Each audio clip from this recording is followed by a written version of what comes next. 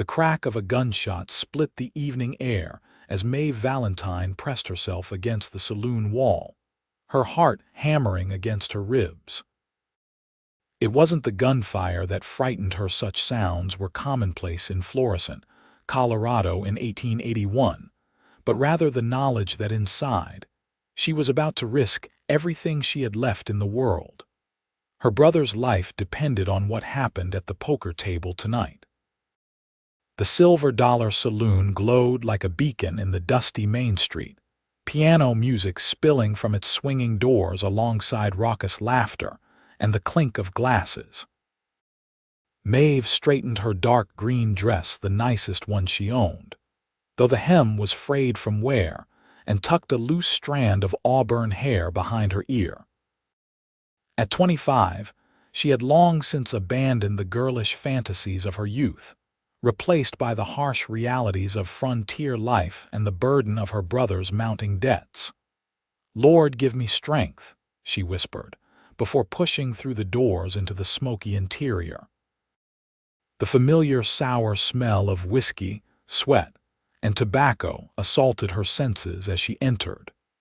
Men's heads turned as she walked in. A respectable woman in a gambling hall was still uncommon enough to draw attention, even in a relatively established town like Florissant.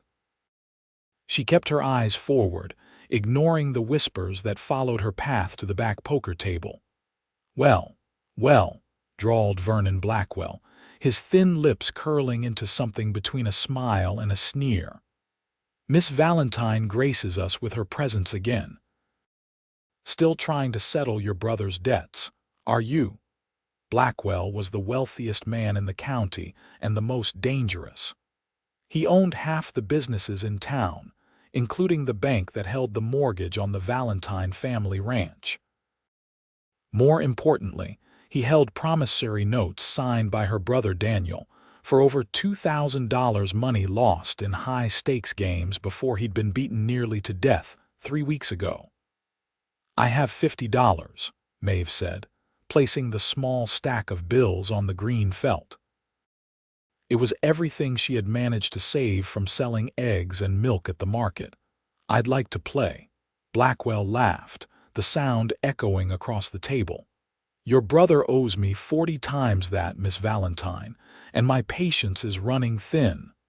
Then I'll have to win, won't I?" She replied, meeting his gaze steadily. A new voice cut through the tension. "Room for one more." Maeve turned to see a stranger standing beside the table. He was tall, with broad shoulders and sun-bronzed skin that spoke of long days in the saddle. His clothes were trail-worn but of good quality, a dark shirt, leather vest, and denim pants tucked into well-used boots. A gun belt hung low on his hips, the pearl-handled revolver marking him as someone comfortable with its use. But it was his eyes that caught her attention, clear blue and steady as they surveyed the table. "Quincy Harrington," he introduced himself with a slight tip of his hat. "Just rode in from Denver." Blackwell's eyes narrowed as he assessed the newcomer. "This is a high-stakes game, Cowboy. Buy-in is $50. Without hesitation, the man called Quincy placed a stack of bills on the table that dwarfed Maeve's meager offering. "Will this cover it?" The dealer, a thin man with spectacles perched on his nose, nodded. "Take a seat, Mr. Harrington." As Quincy settled into the chair opposite her, his eyes met Maeve's briefly. There was something in that look, curiosity, perhaps, or recognition of a kindred spirit in trouble. Whatever it was, it made her pulse quicken in a way that had nothing to do with the gambling ahead. "Deal," Blackwell ordered, and the cards began to slide across the green felt. Maeve had learned poker from her father, who'd believed a woman should know how to handle cards as well as a rifle. Those lessons had served her well in the weeks since Daniel's beating, as she fought to win back enough money to save their ranch and clear his debts. Some nights she won modest sums.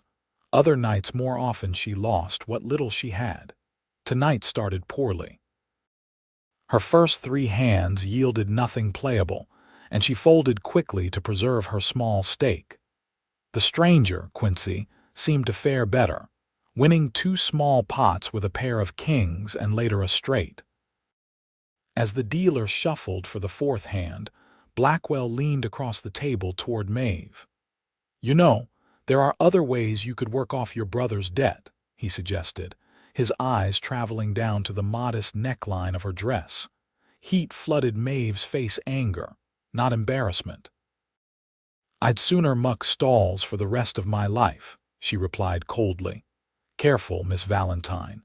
Daniel doesn't have many friends left in town. It would be a shame if his recovery suffered a setback." Before Maeve could respond, Quincy interjected, his voice calm but carrying an unmistakable edge. "Where I come from, gentlemen don't threaten ladies. Bad for digestion." His hand rested casually near his revolver, not touching it but making his point clear. Blackwell's jaw tightened, but he said nothing as the dealer pushed new cards toward each player. Maeve glanced at her hand and felt a flutter of hope. 3 queens stared back at her. She kept her face impassive, remembering her father's lessons about tells. When the betting came around, she matched the initial wagers, trying to appear neither too eager nor too cautious. The flop revealed another queen and a 10 of hearts. 4 queens. Maeve's heart hammered in her chest, but she maintained her calm exterior. Quincy raised, his expression giving away nothing.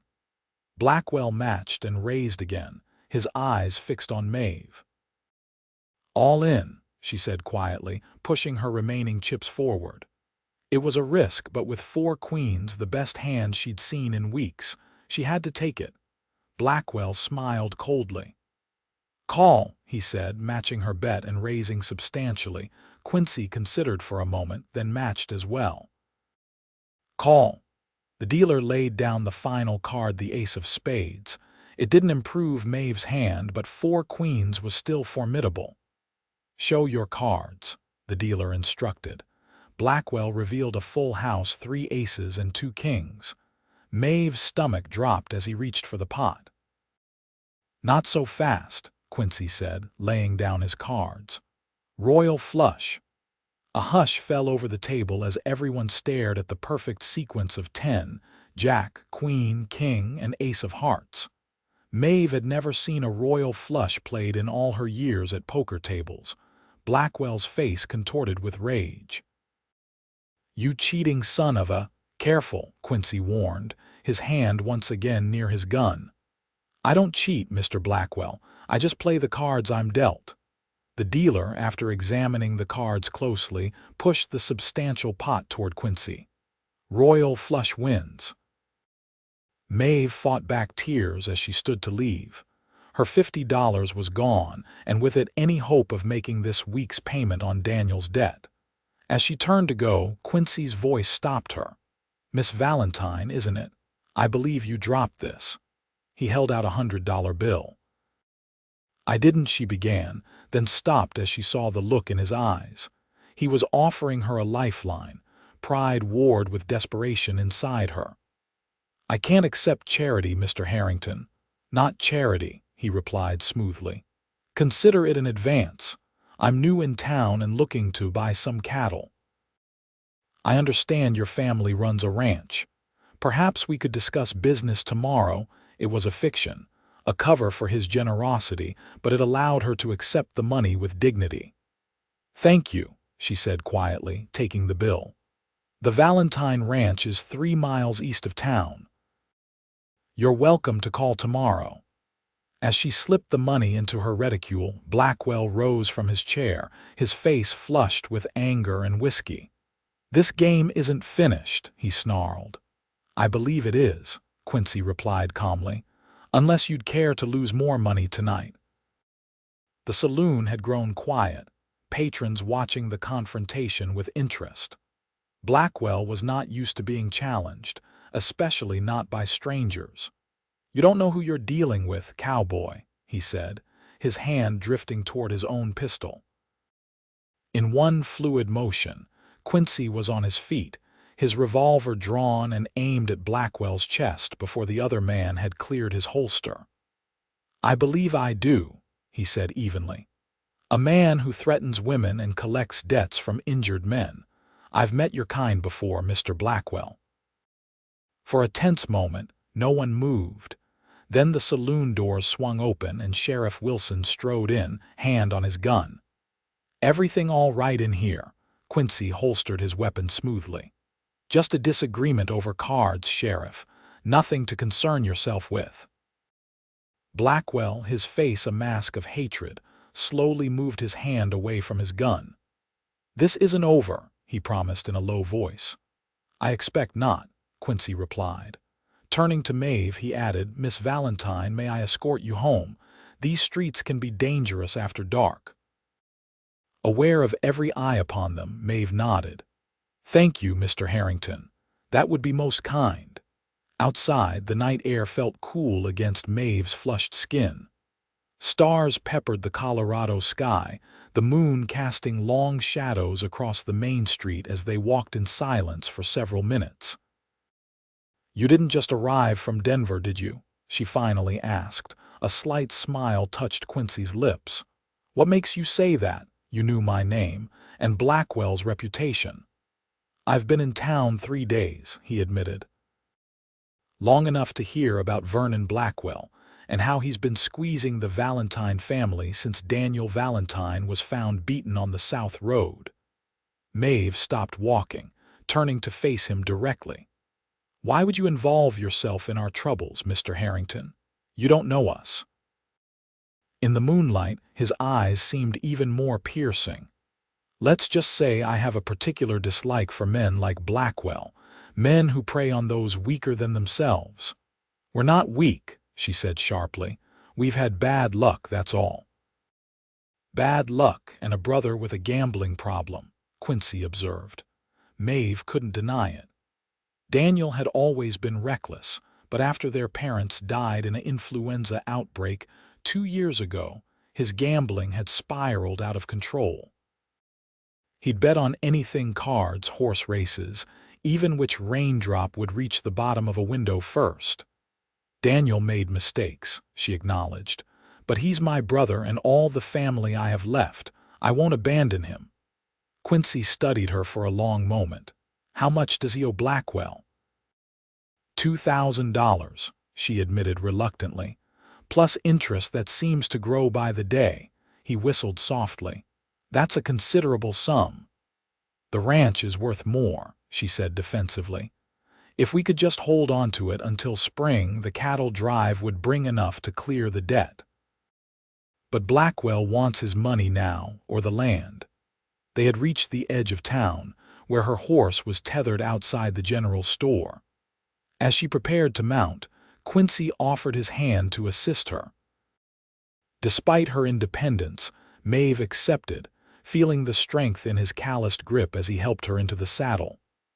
"Miss Valentine," he said, looking up at her, "I'll call on you tomorrow as promised. Perhaps between us we can find a solution to your problem." There was something in his tone that made her believe him, a quiet confidence that seemed to come from deep experience. "Thank you, Mr. Harrington, for everything." As she rode into the darkness toward home, Maeve couldn't shake the feeling that her life had just changed course, like a river diverted by a fallen boulder. Who was this man who had appeared from nowhere to offer help? And why did the thought of seeing him again send a shiver of anticipation through her that had nothing to do with money or debts? The next morning dawned clear and bright, Colorado sunshine streaming through the windows of the modest ranch house. Maeve had been up since before first light, completing her chores and checking on Daniel, whose bruised face was finally beginning to heal. She told him nothing about the previous night's encounter, knowing his pride would be wounded by the thought of a stranger intervening in family matters. By mid-morning she heard hoofbeats approaching the house. Through the kitchen window, she saw Quincy Harrington riding up on a magnificent black gelding, his tall figure straight in the saddle. Daniel, seated at the table with his arm in a sling, frowned. "Who's that?" "A potential cattle buyer," Maeve replied, the lie coming easily to protect her brother's dignity. "I met him in town yesterday." She stepped onto the porch as Quincy dismounted, tying his horse to the hitching post. In daylight, she could see him more clearly, the lines around his eyes that suggested both laughter and hardship, the slight scar along his jawline, the way he moved with the easy confidence of a man accustomed to handling himself in difficult situations. "Miss Valentine," he greeted her, removing his hat. "Thank you for receiving me. Mr. Harrington, please come inside." She led him into the house where Daniel struggled to his feet, wincing with the effort. Daniel Valentine, her brother, introduced himself, extending his good hand. "Quincy Harrington. I've heard good things about your ranch." The men sized each other up as Maeve poured coffee into 3 chipped cups. Daniel, despite his injuries, still cut an impressive figure at 6 feet tall, though his frame had grown leaner during his recovery. "What brings you to Florissant, Mr. Harrington?" Daniel asked as they settled at the table. "Business opportunities," Quincy replied smoothly. "I've been looking to invest in cattle, and Colorado's growing reputation for quality stock caught my attention." "You've come at a bad time," Daniel said bluntly. "We're not in a position to sell right now." Maeve shot her brother a warning look, but Quincy merely nodded. "So I've gathered, times are tough all over." "But sometimes," he added, his eyes meeting Maeve's briefly, "opportunities arise from unexpected quarters." Their conversation continued, touching on cattle prices, the coming winter, local politics, safe topics that allowed them to take each other's measure. Maeve watched as Daniel gradually relaxed, responding to Quincy's genuine interest and knowledge of ranching matters. When Daniel excused himself to rest, his injuries still requiring frequent recuperation, Maeve led Quincy outside to show him the property. They walked in companionable silence until they reached a ridge overlooking the valley where the Valentine cattle grazed, the mountains rising purple and majestic in the distance. "It's beautiful land," Quincy observed. "It's been in our family for 30 years, Maeve said, unable to keep the pride from her voice. "My father built everything from nothing. I can't bear the thought of losing it because of Daniel's mistakes." "How did your brother come to owe Blackwell so much?" Maeve sighed, sitting on a large rock and gesturing for Quincy to join her. "It started small, a few dollars here and there. But after our parents died, something changed in Daniel. He became reckless, as if challenging fate. When he won, he'd bet bigger next time. When he lost, he'd try to win it back double or nothing. And Blackwell encouraged him," she nodded. "Blackwell owns the biggest gambling hall in the county. He extends credit freely until suddenly the terms change." "What happened 3 weeks ago?" Maeve's hands tightened in her lap. Daniel went to Blackwell to ask for more time. Instead of negotiating, Blackwell had his men beat Daniel and leave him on the south road as a warning. They broke his arm, cracked 3 ribs, and left bruises so deep he still can't ride. Quincy's expression darkened. "And the sheriff claimed there wasn't enough evidence to prove who did it." Maeve laughed bitterly. "Everyone knows Blackwell pays Wilson to look the other way. So you've been trying to win the money gambling." "I know it seems foolish," she admitted, "but I'm good with cards, better than Daniel, honestly. I've won enough to make the minimum payments and keep Blackwell from foreclosing. But the full debt comes due at the end of the month, and I'm nowhere close to the total." Quincy was silent for a long moment, gazing out at the land. "Miss Valentine Maeve," he said finally, using her given name for the first time. "I'd like to help you." She turned to face him, wariness and hope warring in her expression. "Why, you still haven't explained why you've taken an interest in our troubles." "Let's just say I recognize injustice when I see it." Something in his tone suggested deeper reasons, but he didn't elaborate. I can pay off Blackwell's debt. Maeve's eyes widened. $2,000.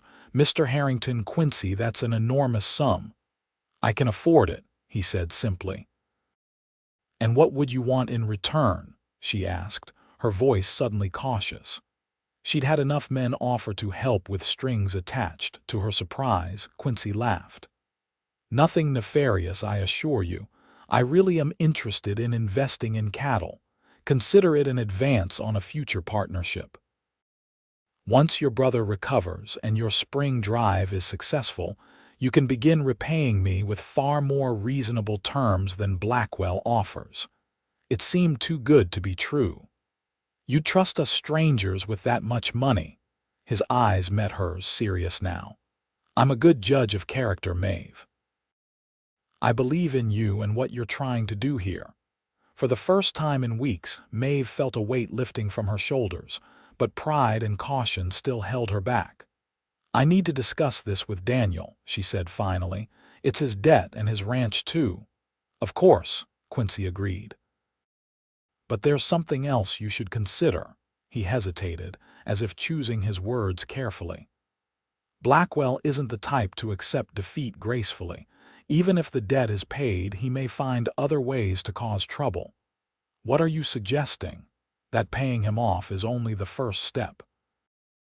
The real solution may require a more permanent check on his power in this town. Maeve frowned. You're not suggesting violence. No, Quincy assured her. I'm suggesting justice. But first things first, let's settle the debt and secure your ranch. We can discuss the rest afterward. As they walked back to the house, Maeve studied this mysterious man who had ridden into her life so unexpectedly. There was more to his story than he was sharing, she was certain of that. But for the first time since Daniel had been beaten, she felt a glimmer of hope that they might survive this crisis with their land and lives intact.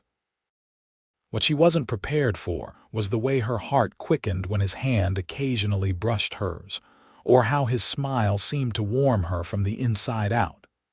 Such feelings were a luxury she couldn't afford, not with so much at stake. Back at the house, they found Daniel on the porch, his face grim. "Riders coming," he said, nodding toward the distant dust cloud approaching from the direction of town. Quincy's hand moved instinctively to his gun. "Blackwell, most likely," Daniel confirmed. "He usually sends men to collect the weekly payment today." Maeve hurried inside and returned with the $100 Quincy had given her the previous night. This should satisfy them for now. "No," Quincy said firmly. "It's time to end this cycle." He stepped forward as 3 riders approached the house, their hands resting casually near their weapons. The leader, a man with a pockmarked face and cold eyes, dismounted and spat a stream of tobacco juice onto the dirt.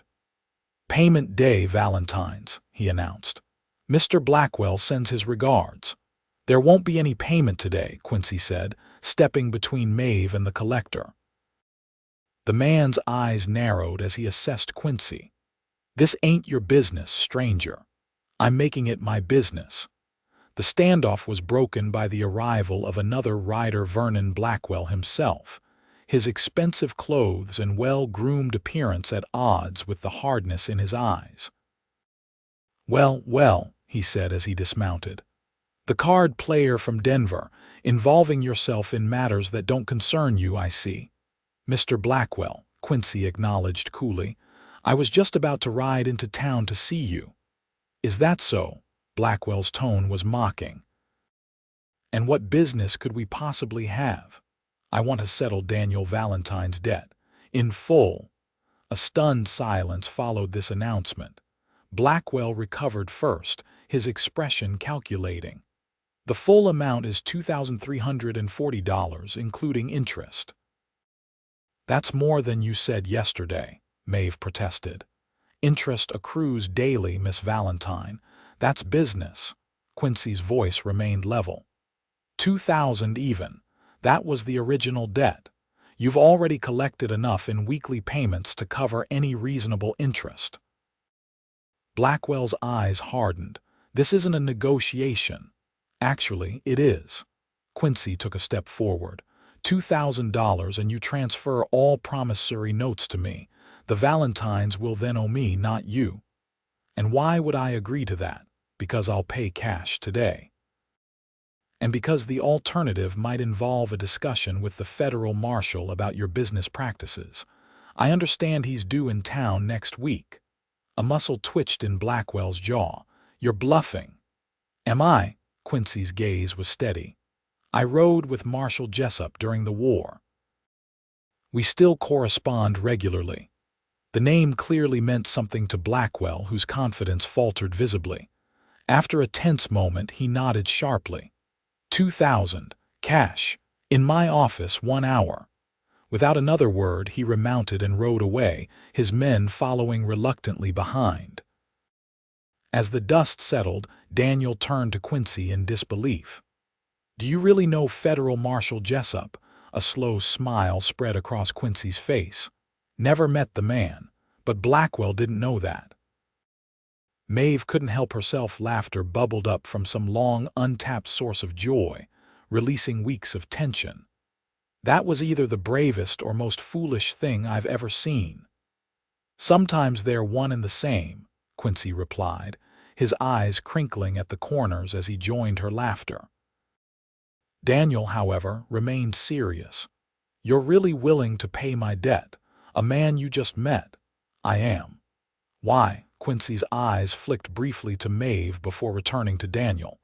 "Let's just say I understand what it means to make mistakes and need a second chance." Something unspoken passed between the two men, a recognition of shared experience perhaps, and Daniel nodded slowly. "I won't forget this," he said simply. An hour later, Maeve found herself standing beside Quincy in Blackwell's opulent office above the gambling hall, watching as the moneylender carefully counted the stack of bills Quincy had produced from a money belt concealed beneath his shirt. "It's all there," Quincy said calmly.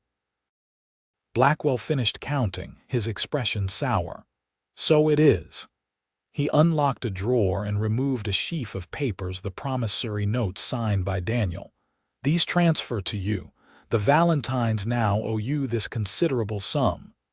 As Quincy reached for the papers, Blackwell held them back.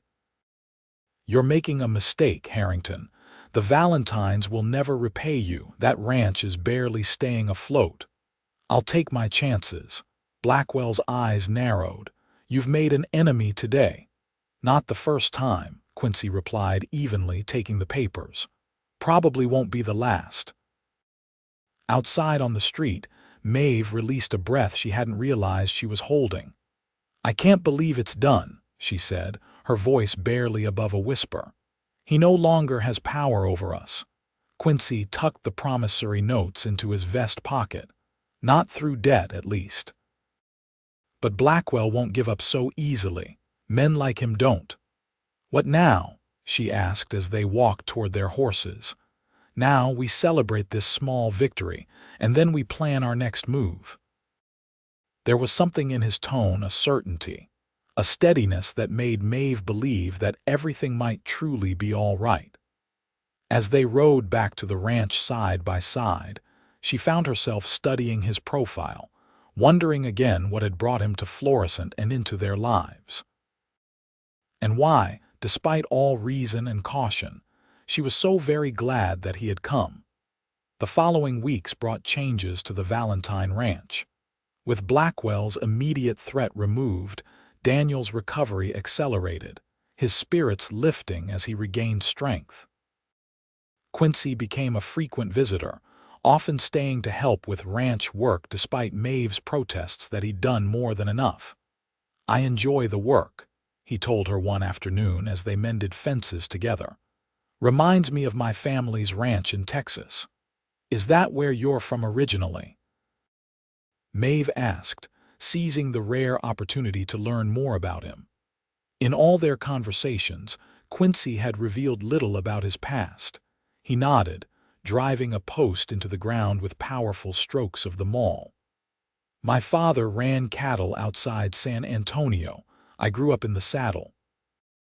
And your family, are they still there? A shadow crossed his face. My parents died during a raid in '69. My younger sister lives in St. Louis now, married to a doctor. I'm sorry about your parents, Maeve said softly. Quincy paused in his work, wiping sweat from his brow. It was a long time ago. But I understand what it means to lose family and fight to hold onto what's left. In such moments, Maeve felt a connection with Quincy that transcended their initial circumstances, a recognition of shared experiences and values that drew her to him beyond gratitude for his help. As October gave way to November, Maeve found herself looking forward to his visits with an eagerness that both thrilled and frightened her.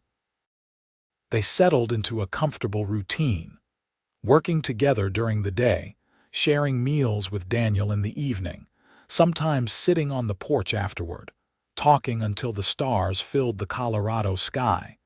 Daniel noticed, of course. "He's sweet on you," he remarked one morning after Quincy had departed following breakfast. "Don't be ridiculous," Maeve replied, feeling heat rise to her cheeks. "He's being kind, that's all." "Maeve," Daniel said gently, "a man doesn't ride 3 miles through freezing rain just to deliver a book he thought you might enjoy. That's not kindness, that's courtship." She couldn't deny the flutter in her heart at the possibility, but doubts lingered. "We still owe him $2,000, Daniel. It wouldn't be proper." "The debt doesn't seem to concern him much," Daniel observed. "When I tried to discuss repayment terms yesterday, he changed the subject. I'm beginning to think he never intended to be repaid, at least not in money." "What are you suggesting?" Maeve asked sharply. Daniel held up his hands in a placating gesture. "Nothing dishonorable. Just that his interest in our ranch might have more to do with the rancher's daughter than the cattle." The idea both alarmed and exhilarated her. Could it be true? And if so, what did it mean for her carefully ordered life? Meanwhile, Blackwell had been surprisingly quiet since the debt transfer. Too quiet in Quincy's estimation. "He's planning something," he told Maeve and Daniel one evening in mid-November as they sat around the kitchen table. "Men like Blackwell don't accept defeat easily." "What can he do?" Daniel asked. "He no longer holds our debt." "There are other ways to apply pressure," Quincy said grimly. "I've been asking questions in town. Blackwell controls more than just the gambling hall and bank. He has interests in the mining operations south of here, and he's been buying water rights throughout the county." Maeve frowned. "Water rights? Why would that matter to us? Our creek has never run dry, even in the worst drought." "Because your creek feeds into the Harrison River, which supplies water to half the county. If Blackwell controls enough of the upstream rights, he could divert water away from ranches like yours." Daniel swore under his breath. "That would devastate us. Without reliable water, the herd wouldn't survive." "Exactly," Quincy said.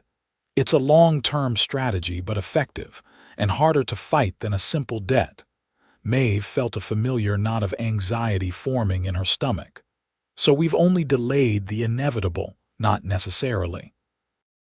Quincy leaned forward, his expression intent. "Blackwell's power comes from fear and corruption. If enough people stood against him, he couldn't maintain his grip on the town." "People are afraid," Daniel pointed out. "After what happened to me, can you blame them?" "No," Quincy acknowledged. "But fear can be overcome with the right incentive and leadership." "What are you suggesting?" Maeve asked. Quincy's eyes met hers across the table. "That we organize the ranchers and townspeople who have suffered under Blackwell's thumb. Together, you might have enough influence to counter his." "A coalition," Daniel said thoughtfully. "It could work, especially if we could convince Jenkins and Powell to join. Their spreads are even larger than ours." "And Mary Sullivan at the newspaper," Maeve added, warming to the idea. She's been wanting to print stories about Blackwell's dealings for years, but has been too frightened of reprisals. Quincy nodded approvingly. Start there. Quiet conversations, building alliances. I'll continue gathering information about his business dealings, particularly anything that might interest that federal marshal I mentioned. As they discussed strategy long into the night, Maeve found herself watching Quincy with growing admiration. He was more than the mysterious benefactor who had paid her brother's debt. He was a man of principle and courage, willing to stand against injustice even when it didn't directly affect him. And perhaps, just perhaps, he was also a man who was coming to care for her as more than just a cause to champion. The first snow of winter fell the following week, blanketing the ranch in pristine white. Maeve awoke to find Quincy already in the barn, helping Daniel with the morning chores despite having arrived late the previous night to warn them of rumors that Blackwell was pressuring the town council to rezone agricultural land. After breakfast, she found him splitting wood behind the house, his breath forming clouds in the frigid air as he swung the axe with practiced precision. "You don't have to do that," she said, wrapping her shawl tighter against the cold. "You've done more than enough for us already." Quincy paused, resting the axe against the chopping block. "I'm not keeping score, Maeve." "Then why?" she asked, the question encompassing far more than just the firewood. "Why involve yourself in our troubles, in this fight against Blackwell?" He was quiet for a long moment, his eyes on the distant mountains. 5 years ago, he began finally, I owned a small ranch in Wyoming. Nothing grand, but it was mine. A man named Hollister controlled most of the surrounding land and wanted mine as well. What happened? When I refused to sell, accidents began happening. Cattle died mysteriously. A fire destroyed my barn. Finally, my foreman was beaten so badly he never fully recovered. Maeve's heart constricted at the familiar pattern. Like Daniel, Quincy nodded. I went to the law, but like your Sheriff Wilson, they were in Hollister's pocket. I tried to fight back alone. And, his jaw tightened. And I lost. Hollister managed to frame me for rustling. I spent 8 months in prison while he seized my land through legal maneuvering. By the time I was exonerated, everything was gone. Maeve reached out impulsively, placing her hand on his arm. I'm so sorry, Quincy. I wandered for a while after that, he continued, his voice low. Took whatever work I could find. Eventually, I landed a job with a cattle broker in Denver. Made some smart investments, saved my money. I was passing through Florissant on business when I heard about your situation with Blackwell. And you saw yourself in us, she said softly. His eyes met hers, intense in their sincerity. I saw a chance to do what no one would do for me, stand up for someone facing an injustice too big to fight alone. Without thinking, Maeve stepped closer, drawn by the pain and determination in his voice. You're a good man, Quincy Harrington. I try to be, he replied, his voice roughening as he looked down at her. Especially around you.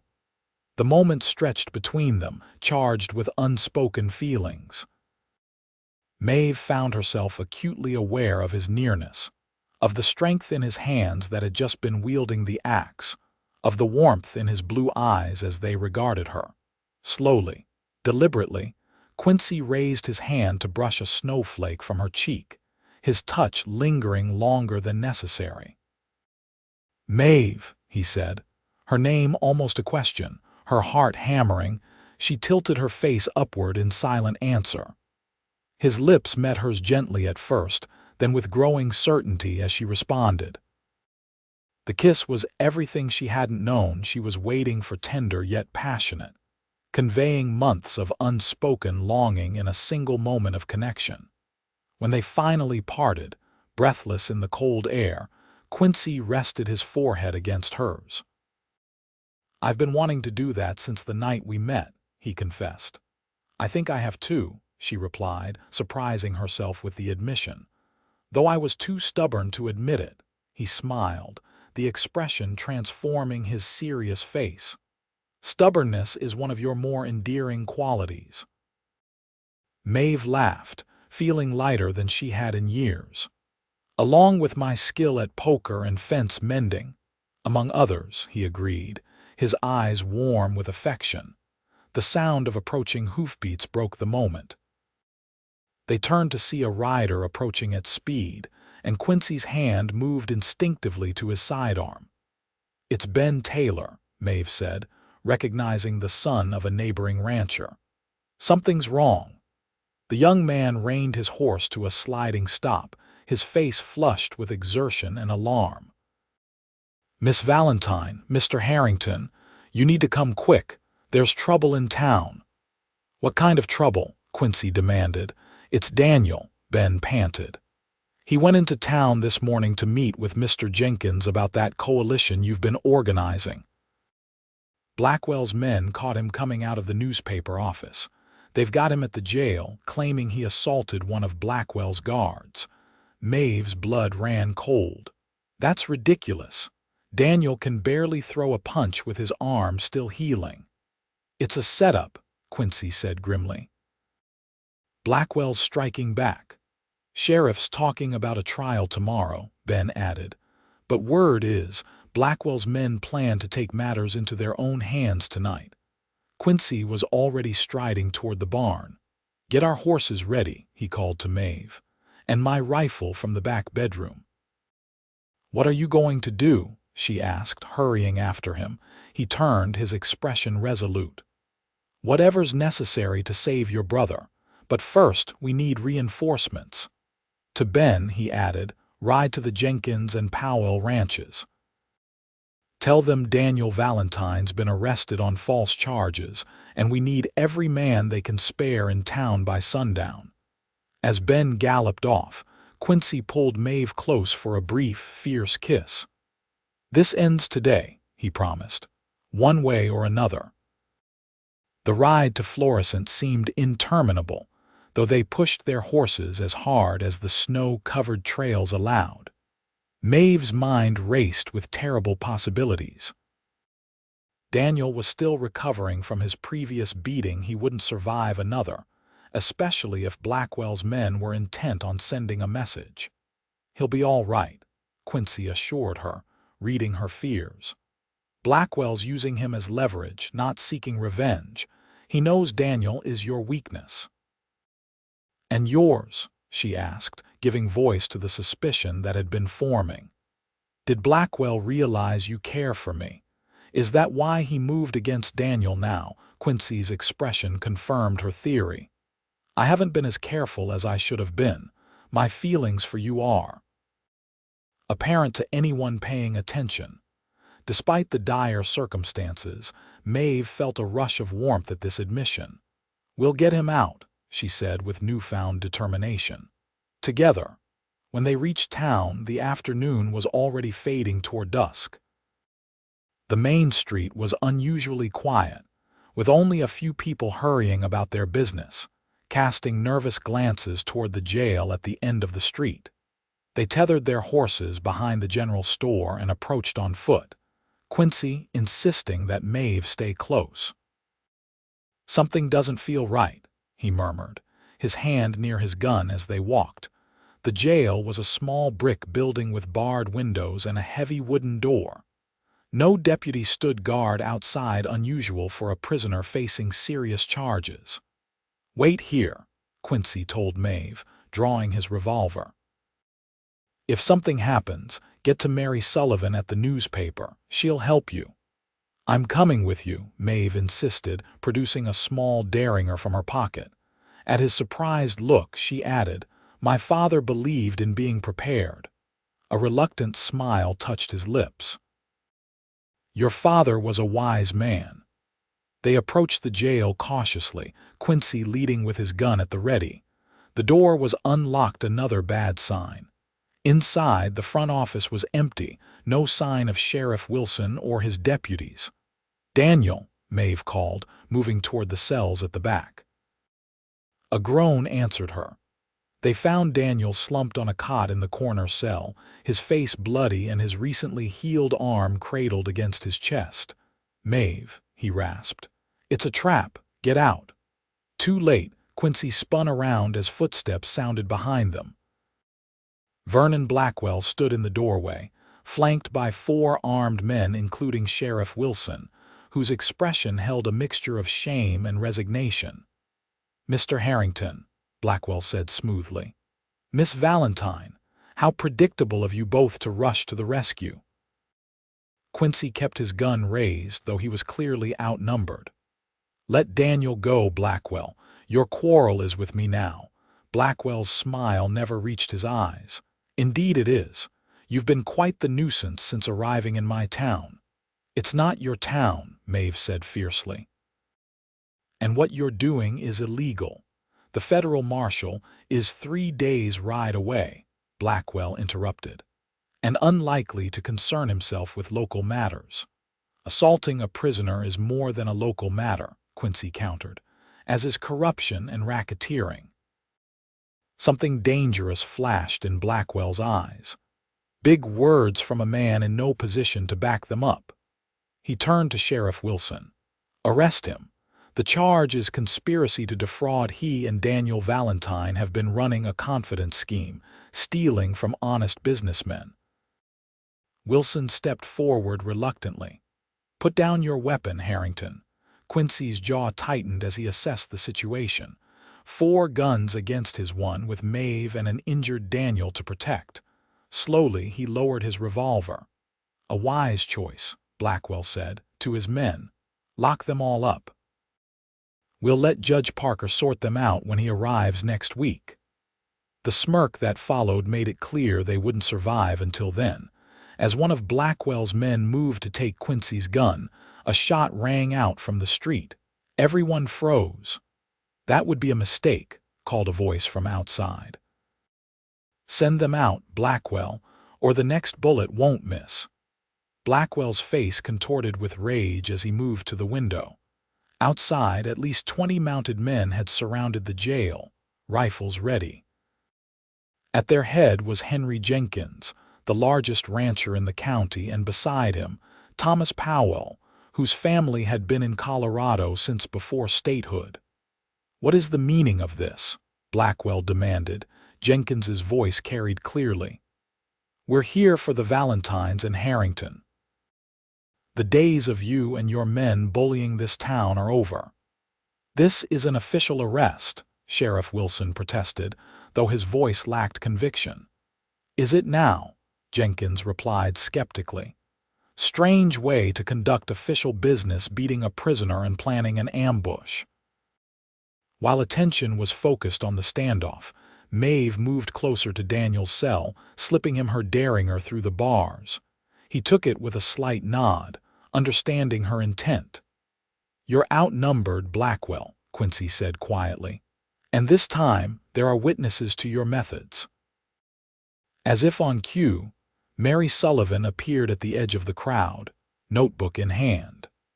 Beside her stood several townspeople, including the banker, the blacksmith, and the town doctor, all watching the confrontation with grim determination. Blackwell's composure cracked as he realized the tide had turned against him. "This isn't over," he snarled. "Actually, it is," came a new voice from the doorway. Everyone turned to see a tall man in a dark coat, a silver star pinned to his vest. Behind him stood 2 deputies, their hands on their weapons. "Marshal Jessup," the man introduced himself. "I received some interesting correspondence about activities in Florissant. Thought I'd come see for myself." Quincy's eyes widened in genuine surprise. "Marshal," he acknowledged, struggling to hide his shock at the appearance of the very man he had bluffed about knowing. Jessup's keen gaze took in the scene: Daniel's battered condition, the armed standoff, the crowd outside. "Sheriff Wilson," he said with deceptive mildness, "would you care to explain why a prisoner in your custody appears to have been assaulted?" Wilson's face paled. He resisted arrest. With one good arm and 3 healing ribs, Jessup asked skeptically. And would you also explain why Mr. Blackwell here seems to be directing law enforcement in your town? No answer came. I thought not. The marshal turned to his deputies. Take Mr. Blackwell and Sheriff Wilson into custody. The charges can begin with prisoner abuse and corruption of office. I suspect we'll find more as we investigate. As the deputies moved to comply, Blackwell made a desperate lunge for the door. Quincy reacted instantly, tackling him to the ground and subduing him with practiced efficiency. You can add resisting arrest, Quincy said, pinning Blackwell's arms behind his back.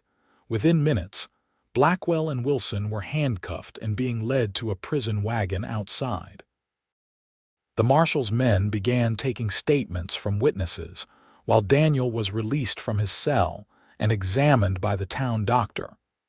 You actually knew Marshal Jessup?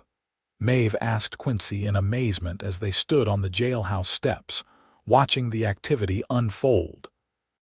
He shook his head, a smile playing at his lips. Never met him before today, but I did write to his office in Denver about Blackwell's activities. Never expected him to come personally. So your bluff to Blackwell was just that, a bluff. Sometimes luck favors the bold. Maeve laughed, the sound bright with relief and lingering adrenaline. Like a royal flush in a high-stakes poker game. Exactly like that, he agreed, drawing her closer. Marshal Jessup approached them, his expression curious. Mr. Harrington, is it? Your letter contained some very specific allegations, almost as if you had personal experience with this type of corruption. Quincy nodded. I lost a ranch in Wyoming to similar tactics. A man named Hollister. Recognition flashed in Jessup's eyes. Clayton Hollister, the land baron, the same. The marshal's face hardened. We've had our eye on him for years, never been able to make charges stick. He studied Quincy thoughtfully. I'd be interested in taking your statement about your experiences in Wyoming. Might help us build a stronger case. I'd be happy to provide it, Quincy said, hope kindling in his eyes. Does that mean you're investigating him? Let's just say Mr. Hollister's activities have attracted federal attention, Jessup replied carefully. Your testimony could be valuable. As the marshal moved away to continue his work, Maeve squeezed Quincy's hand. Justice comes full circle, she murmured. So it seems, he agreed, his voice rough with emotion. By nightfall, the immediate crisis had passed. Daniel, though battered, would recover with no permanent damage. Blackwell and his closest associates were in custody, facing multiple charges that would likely send them to territorial prison for years. Sheriff Wilson had turned state's evidence, offering to testify about years of corruption in exchange for leniency. The Valentine Ranch, no longer under threat, could begin to prosper again.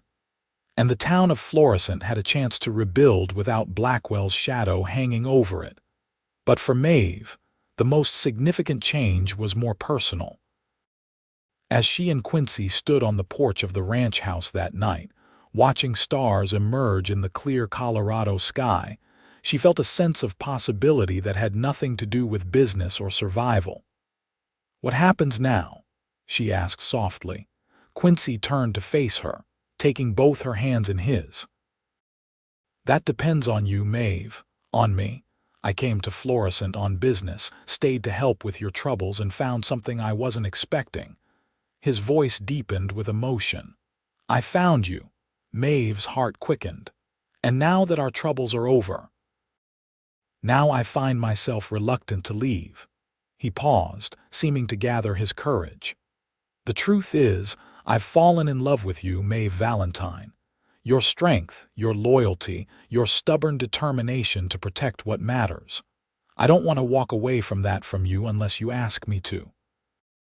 The words she had hardly dared hope to hear washed over her like a warm spring rain, melting the last of her reservations. "I don't want you to leave," she whispered. "I want you to stay with me, with us, making something new from what we've saved." His smile was brilliant in the moonlight as he drew her closer. "I can think of nothing I want more." When he kissed her this time, it wasn't with the hesitation of a first embrace, but with the certainty of a promise being made, a promise of partnership, of shared dreams, of a future built together on the foundation they had fought to preserve. Spring arrived in a riot of wildflowers carpeting the Colorado foothills. The Valentine Ranch, now the Valentine Harrington Ranch, was bustling with activity as preparations for the cattle drive entered their final stages. Daniel, fully recovered and happier than Maeve had seen him in years, supervised the branding of new calves while Quincy worked with the trail hands they'd hired for the drive to Denver. The herd was larger than ever, thanks to Quincy's investment and connections in the cattle market. Maeve stood on the porch, watching the activity with satisfaction. So much had changed in 6 months. Blackwell and his associates had been convicted in territorial court, with Marshal Jessup personally overseeing the proceedings. The new sheriff, elected in a special vote after Wilson's disgrace, was a former Army lieutenant with a reputation for honesty.